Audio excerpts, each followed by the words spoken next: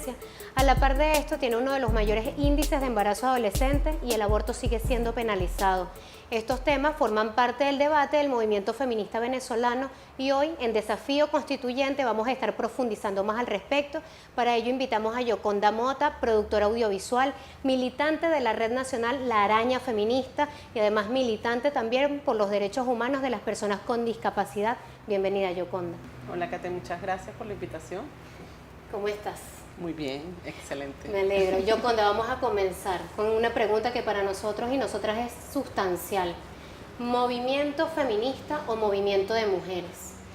Bueno, fíjate, ese a veces es un debate medio tramposo, ¿no? Porque pareciera que separa, ¿no?, la lucha de las mujeres de la lucha feminista, y la verdad es que toda lucha de las mujeres siempre será feminista y viceversa, ¿no? O sea, en principio lo que lo marca es la agenda diferenciada, o sea, en particular no necesariamente la organización de mujeres siempre, digamos, agenda sus esfuerzos, sus conquistas por temas que sean propiamente de las mujeres, sino que puede haber muchas organizaciones de mujeres cuyos temas estén orientados en otras áreas, en la salud, en el ambiente, en la organización comunal, en muchos otros aspectos de la vida, y no necesariamente en sí mismas, en lo que implica la identificación de la opresión que viven las mujeres en el sistema patriarcal, en lo que significa comprenderse, digamos, como sujetas de problemáticas comunes que son exclusivamente por el solo hecho de ser mujeres, cosas como el tema de la violencia, como el tema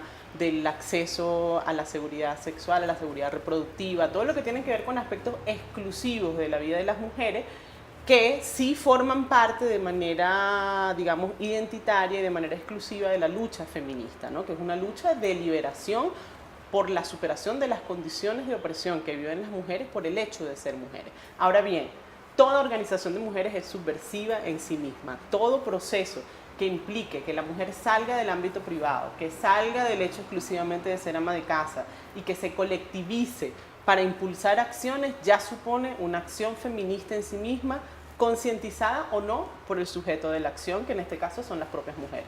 ¿Y por qué asumir esta lucha?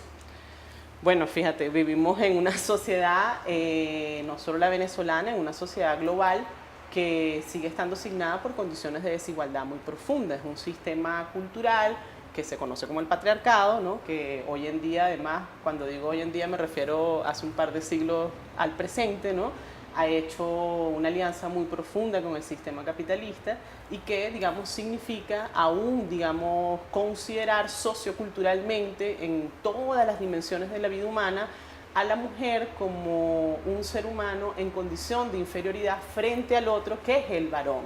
Y eso se expresa en muchísimos ámbitos de la vida, tanto en el ámbito privado como en muchas cosas que tienen que ver con la vida pública, ¿no?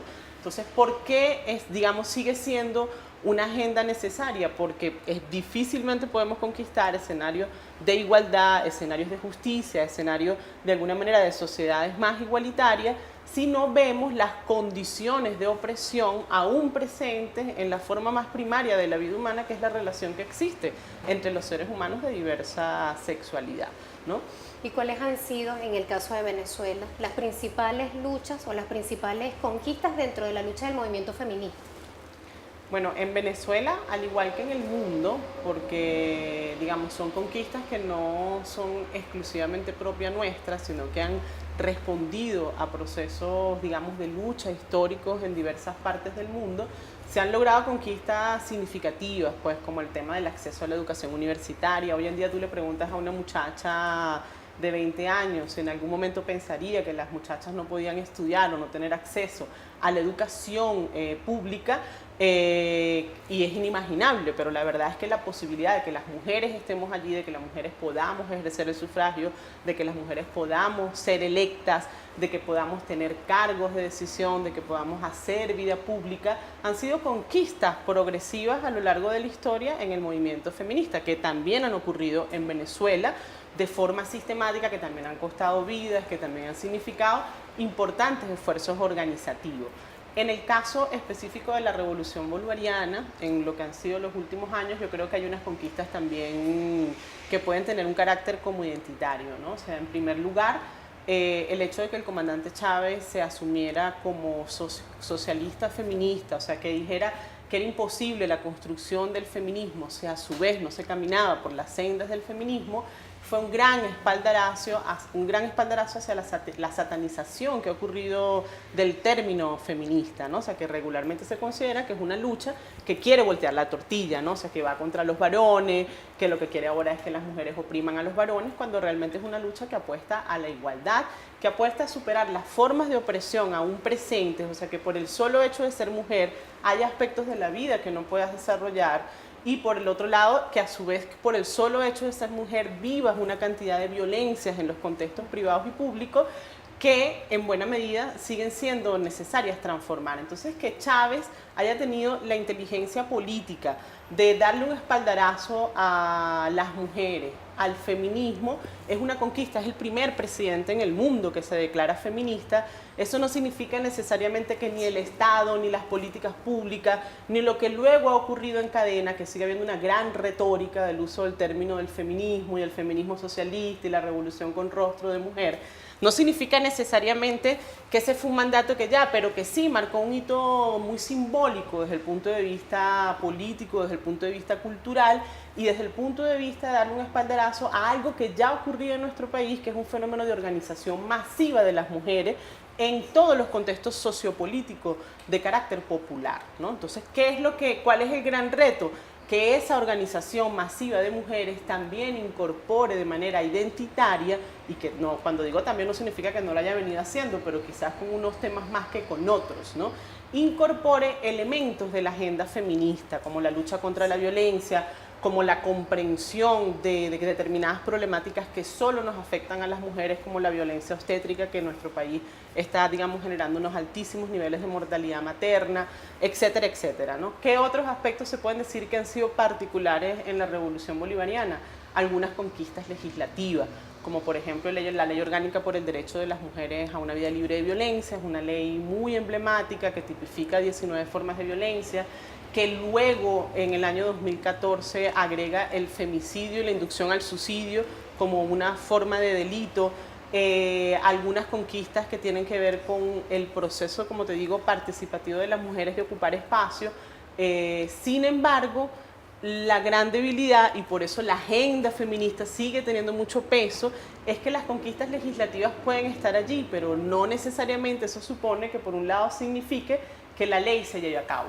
Como decía Lenin, pues la igualdad ante la ley no es la igualdad ante la vida, ¿no? La igualdad ante la vida la hace la vida misma, o sea, que ocurran hechos concretos que transformen la vida de las mujeres. Entonces, que esas conquistas legislativas tengan impacto verdadero en la vida de las mujeres es un gran reto para los estados. Y hablamos del estado, del gobierno nacional, hablamos de las alcaldías, hablamos de las gobernaciones, que se implementen políticas públicas que verdaderamente transformen en lo que le corresponde al Estado esas situaciones de opresión que aún viven las mujeres y que incida en las transformaciones culturales y humanas que deben ocurrir para que en ese otro ámbito que le corresponde a la sociedad, que es la familia, que es la comunidad, que es la comuna, también ocurran esas transformaciones que terminen incidiendo en que la mujer pueda vivir una vida plena de derechos en verdaderas condiciones de igualdad y no solo en el enunciado que establecen las leyes, y que pueda haber una vida plena, libre de violencia. En ese sentido, la agenda feminista está vivita y coleando.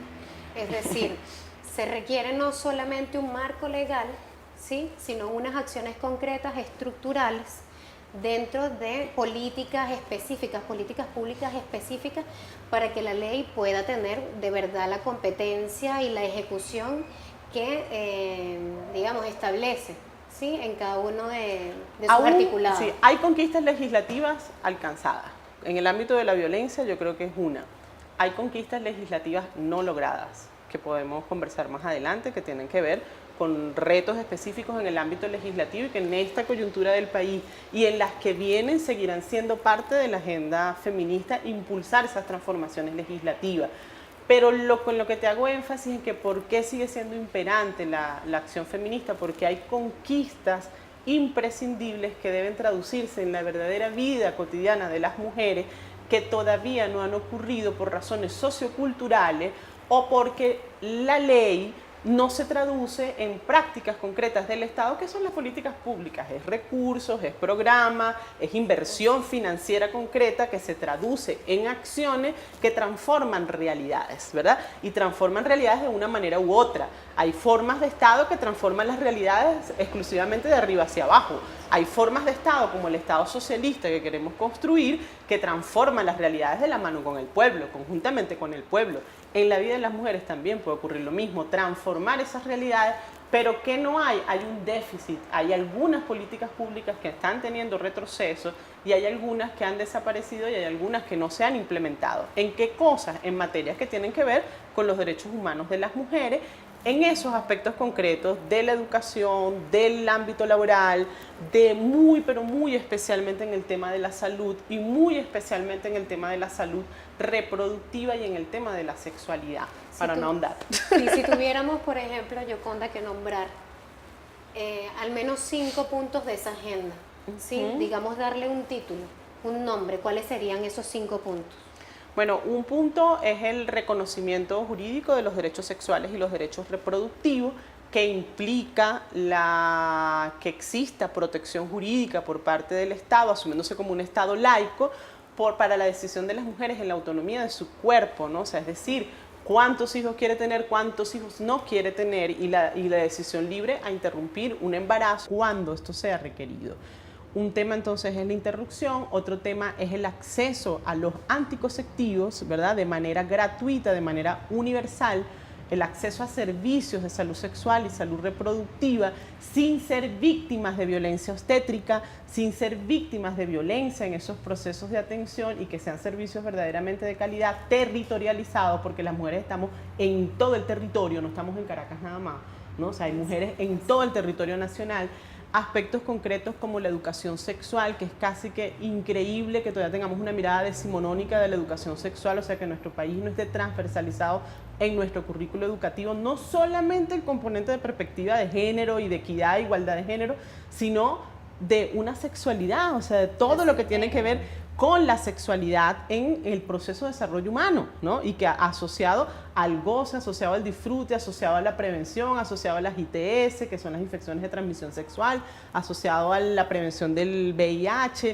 O sea, ahí nosotros tenemos todavía una mirada muy pacata de lo que es la comprensión de la educación sexual y además ninguna política al respecto, ¿no? Eso es lo que tiene que ver con los derechos sexuales y los derechos reproductivos. Un tema clave de la agenda es la paridad política. Es inconcebible que en un país que, digamos, reproduce sociohistóricamente y retóricamente el discurso de que las mujeres somos, digamos, de alguna manera, la bandera central de la revolución bolivariana, todavía no tengamos medidas jurídicas que permitan la paridad en términos políticos en los cargos de elección popular. Es decir, que las mujeres podamos, en verdaderas condiciones de igualdad, ir a las listas de postulación y ser electas en condiciones de igualdad con medidas afirmativas que aplique el Estado.